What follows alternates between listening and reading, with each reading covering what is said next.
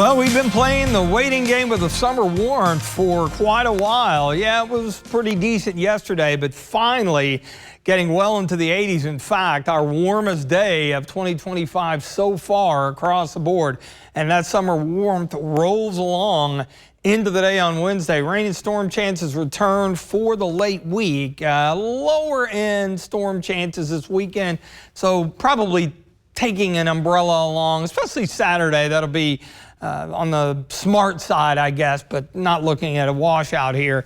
Visible satellite, a few little scattered clouds here and there. Otherwise, just a perfect day from start to finish. We got some organized storms, even a few stronger ones earlier there across northern Missouri and into southern Iowa. Checking out Mount Sterling, Montgomery County there. Looking at the courthouse for 86.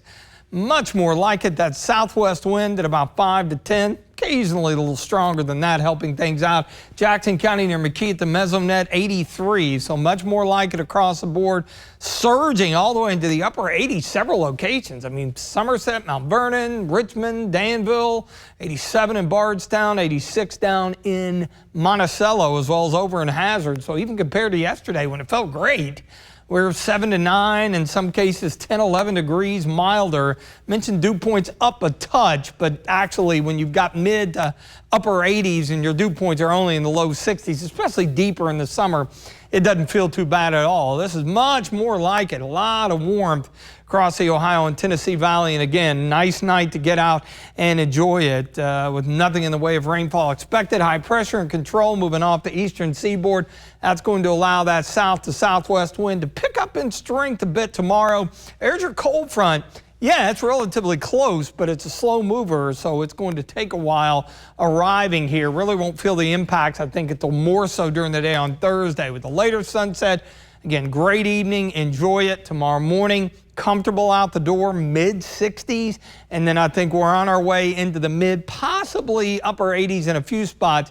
Biggest difference tomorrow, probably a little bit more in the way of cloudiness. And you notice back across western Kentucky and parts of Indiana, a few little pop-ups. Now, we've, of course, had the upper level smoke not as prominent this afternoon, but tomorrow morning should have some pretty vibrant sunrise shots with it expected to be a bit thicker. And then after that, it does begin to whittle away quite nicely, especially later in the week as those rain chances increase. Another thing increasing, how about our humidity levels, especially Thursday, Friday, Saturday? That'll coincide with the frontal boundary moving in. Thursday, a few scattered storms from time to time, mid 80s, but then the front essentially stalled out over the area. We get a wave of low pressure riding along it.